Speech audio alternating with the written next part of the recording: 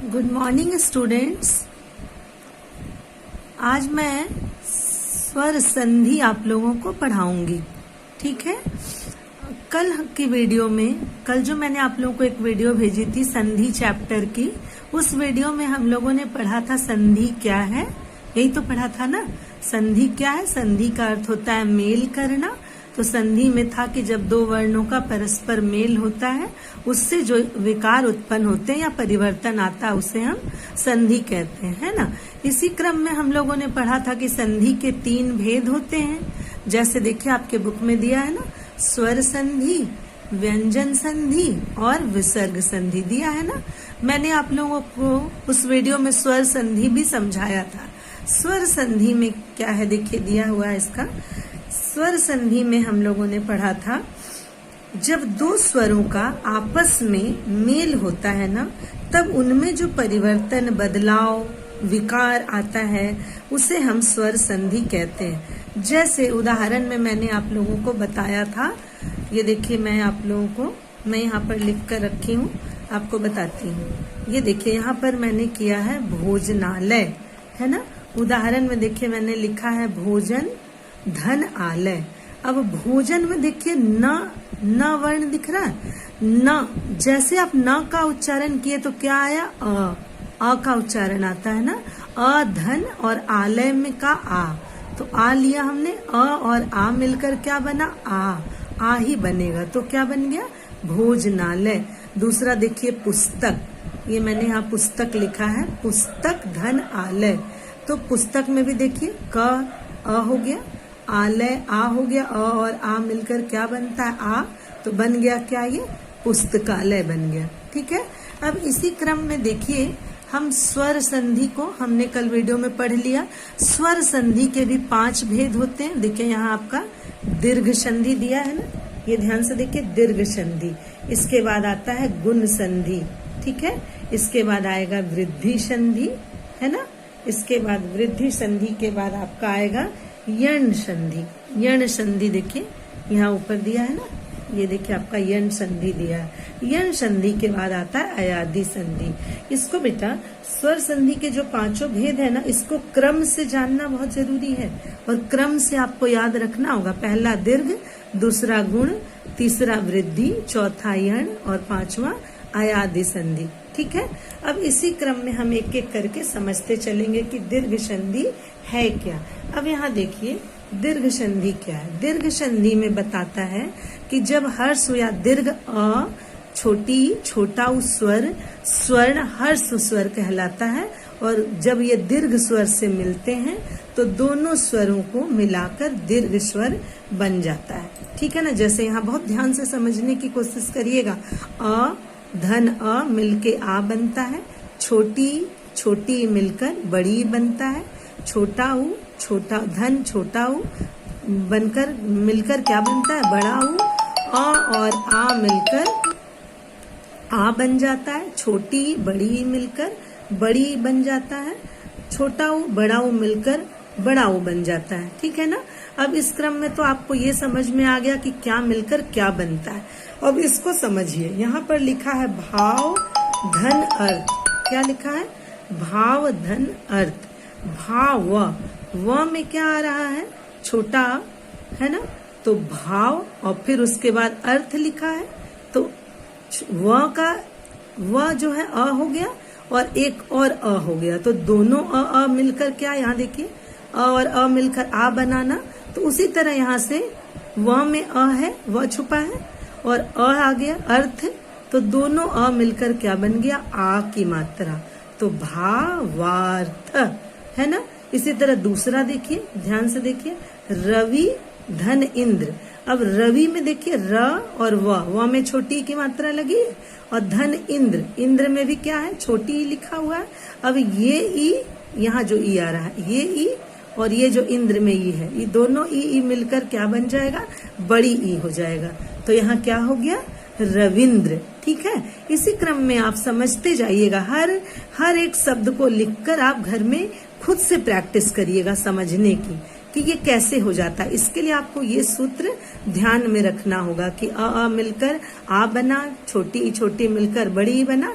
इस तरह से ये क्या हो गया, दीर्घ संधि। और दीर्घ संधि में देखिए क्या बोल रहा है इसके डिफिनेशन में, जब हर्ष व दीर्घ अ ई उ स्वर स्वर्ण हर्ष या दीर्घ स्वर से मिलते हैं तो दोनों स्वर को मिलकर दीर्घ हम क्या बना देते हैं, दीर्घ स्वर कहते हैं, इसे हो जाता है। तो ये समझ में आ गया दीर्घ संधि, बस यहीं से आपको समझने की जरूरत है। अब इसके बाद आपको आता है, मैं आपको इस बुक से समझाती हूँ।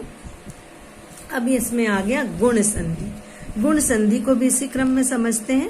देखिए, जब आ के बाद छोटी बड़ी छोटा ऊ बड़ा ऊ तथा री स्वर आता है, ये सब स्वर है ना, आ छोटी बड़ी ये है ना, ये जब आता है तो इनके स्थान पर क्रमशः माने ये हट जाएगा और इसके जगह पर क्या आ जाएगा, ए और ओ आ जाएगा। ठीक है, तो ई क्या बन गया, ई और बड़ी मिलके क्या बन गया, ए बन गया। और ऊ, और यहाँ देखिए छोटा ऊ और बड़ा ऊ मिलकर क्या बन गया, ओ बन गया। और री जो है ना, ये री जो है, ये री ही यहाँ बन जाएगा अर। ठीक है, समझ में आ रहा है ना। तो ये आपका हो गया गुण संधि। अब गुण संधि को भी देखिए यहाँ बहुत अच्छे से समझिए। देव धन इंद्र, तो देव और इंद्र है। अब यहाँ व में क्या आ गया, अ, और इंद्र में क्या आ गया, ई, और अ और ई मिलकर क्या बनाए, यही तो डेफिनेशन में बोल रहा है कि देखिए आ छोटी बड़ी छोटा ऊ बड़ा ऊ तथा री स्वर जब आता है तो इसमें क्या बन जाता है, यहाँ समझिए अ और आ मिलकर क्या यहाँ बन रहा है, क्या बन रहा है यहाँ देखिए, ए और ओ तथा अर बन रहा है ना। तो यहाँ आप समझ में आ जाएगा आपको कि अ और ई मिलकर ए हो जाता है, अ और ई मिलकर क्या हो जाता है, ए। अब यहाँ क्या है, देव धन इंद्र, तो द में क्या आ गया, व में क्या आ गया, वो तो दे लिखा ही है, व में क्या आ गया, क्या आ गया, द के साथ देवेंद्र, तो देव, देव में व में क्या आ गया, अ आ गया, ये अ, और इंद्र में छोटी यहाँ आ गया और ये दोनों मिलकर क्या बन गया, ए। तो व में क्या आ जाएगा, ए की मात्रा लग जाएगी, तो देवेंद्र। समझ में आ रहा है ना। इसी तरह सुरेश, यहाँ से समझिए, सुर धन इस, सुरेश। अब रे कैसे होगा, अ और बड़ी ई मिलकर क्या बनता है, अभी आपको यहाँ बताए हम कि अ और ए मिलकर क्या बनता है, अ और बड़ी ई मिलकर क्या बनता है, अ और बड़ी ई जब मिल जाएगा तो ये क्या बन जाता है, ये बन जाता है आपका ए। यहाँ ए लिखा है ना, ठीक से बुक में देखिए ए लिखा है ना यहाँ पर, तो ये क्या बन गया आपका, ए बन गया है ना। तो सुरेश। इसी तरह से सारी जितनी आपके बुक में दिया गया है ना, इन सब की आप खुद से प्रैक्टिस करिएगा कॉपी पर लिखकर। चाहिए तो आप क्लास वर्क कॉपी में लिखिए और चाहिए तो आप इसे किसी रफ कॉपी में लिखकर प्रैक्टिस कर लीजिए। जितना प्रैक्टिस करेंगे उतना समझ में आएगा। तो ये हो गया गुण संधि। अब वृद्धि संधि आ जाइए। वृद्धि संधि भी वही है, अ और आ के बाद ए या ओ आता है। स्वर जब आए किसी भी व्यंजन में, कोई भी शब्द लिखा उसमें आ के बाद ए या ओ आ जाता है तो उनके स्थान पर ए और ओ हो जाता है। क्या हो जाता है, ए और ओ हो जाता है। कैसे होता है देखिए, यहाँ लिखा है एक धन एक, एक कैसे हुआ, अ और ए मिल गया, क में अ है और एक में ए, तो ए और कै, ये क्या होगा, एक का एक, तो क में अ और ए, तो अ और ए जब मिल गया तो बन गया ए में मात्रा जब लग जाती है तो ए कहलाता है, तो ये बन गया एक।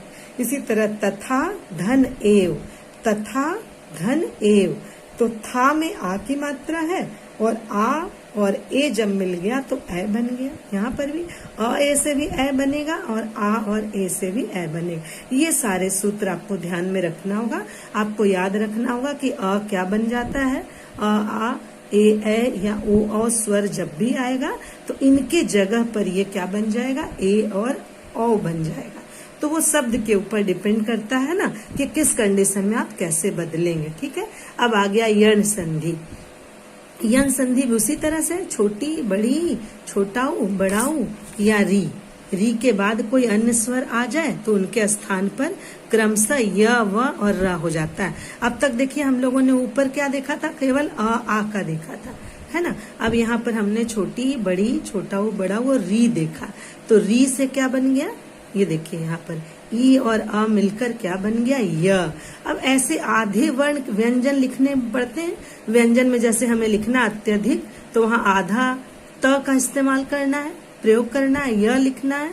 तो यह कैसे आएगा, तो छोटी बड़ी ऊ बड़ा ऊ या री के बाद कोई अन्य स्वर आ जाए, इनकी जगह पर कोई अन्य स्वर आ जाएगा, तो वहां क्या बन जाएगा, य या व या र हो जाता है। जैसे देखिए यहाँ मैंने अत्यधिक में देखिए कितना अच्छा, अति अति धन अधिक अत्यधिक। अब ये जो छोटी ई की मात्रा है ये यहाँ पर आधा त के रूप में आ जाएगा, अत्यधिक। ठीक है, ई और अ मिलकर यह बन गया।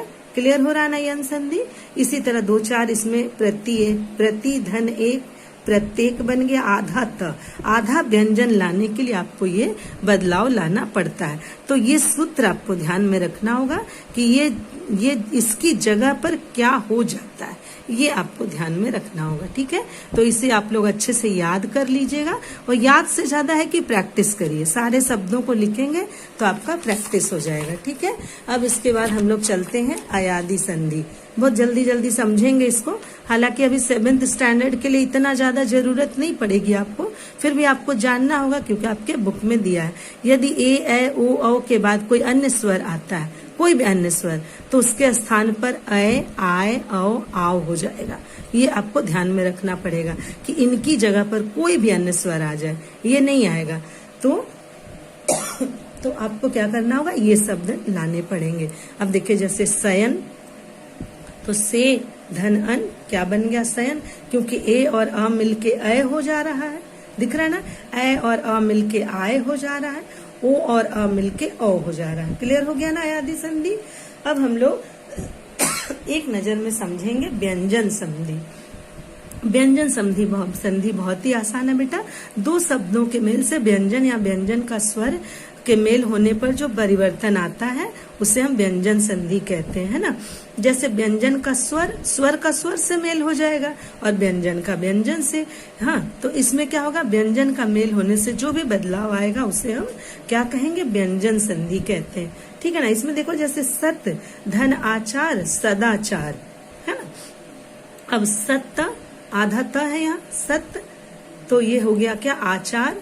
अब इसमें क्या आ गया, ये त यहाँ है, त में क्या है, आ, सत्य, त में अ, और बड़ा यहाँ पर बदलाव किस में आ जा रहा है, दा बन जा रहा है ना। तो ये सूत्र आपको ध्यान में रखना होगा कि इसको मिलाकर ये क्या बनता है व्यंजन संधि में। ठीक है, और इससे आप व्यंजन संधि कर लेंगे। ठीक है, व्यंजन संधि के कुछ देखे यहाँ पर नियम दिए गए हैं। इस नियम को आपको समझकर याद करके रखना पड़ेगा, इसे आपको याद करना पड़ेगा। इस तरह से आपका व्यंजन संधि बनता है। अब व्यंजन संधि के कुछ बहुत सारे नियम भी हैं, जैसे त का ख का प्रयोग कैसे होता है, वर्ग के पहले वर्ण का 5वां वर्ण कैसे होता है, त का, ये सब आपको बुक में पढ़कर समझना होगा। और इसी क्रम में आप व्यंजन संधि में देखिए कैसे दिया है, वाक धन में और क और म मिलकर अंगा बनता है। ये सारे आपको सूत्र को ध्यान में रखकर समझकर प्रैक्टिस करनी पड़ेगी। चाहे मैं इसे कितना भी समझा दूंगी, आप ऐसे समझ में नहीं आएगा। त संबंधी विशेष नियम है, त के बाद च छ आए, तो ये किसमें परिवर्तित हो जाता है, ये परिवर्तित शब्दों को आपको याद रखना पड़ेगा। तो ये हो गया सारे आपके व्यंजन के नियम हो गए। अब आगे आपका विसर्ग। इसी तरह विसर्ग संधि में देखिए क्या है, विसर्ग के बाद स्वर या व्यंजन आने पर उनके मेल से जो परिवर्तन होता है उसे विसर्ग कहते हैं। जैसे देखिए पुनः जन्म, तो ये पुनः जो है ये पुनर्जन्म में बदल गया। ठीक है, इसको इस तरह से समझिए, विसर्ग का ओ में परिवर्तन कैसे होता है। देखिए यदि विसर्ग से पहले अ हो और विसर्ग का मेल भी अ से हो, तो किसी भी वर्ग का तीसरा चौथा वर्ण जो है य र ल व ह से हो तो विसर्ग ओ में बदल जाता है। क्लियर हो रहा है ना। इसे बहुत अच्छे से पढ़िएगा और पढ़ के आपको समझ में आएगा कि ओ कैसे परिवर्तन होता है, र का परिवर्तन कैसे होता है, इसी तरह विसर्ग श में परिवर्तन कैसे होता है। ठीक है, तो ये आपका विसर्ग में परिवर्तन का स में परिवर्तन ये कैसे हो जाता है, श में परिवर्तन कैसे होता है, विसर्ग का कहाँ पर लोप हो जाता है। जैसे कि ये जो बिंदी वाली चिन्ह है ना, जैसे यहाँ लिखा है निधन रोग लिखा है ना, लेकिन यहाँ पर ये बदल जाएगा क्योंकि इसके जगह पर ये र हो जाएगा, विसर्ग हट जाएगा, विसर्ग दो बिंदी हटकर र बन जाएगा, तो ये बन गया निधन रोग। तो निरोग ये यहाँ से हट गया और यहाँ पर बन क्या गया, निरोग बन गया।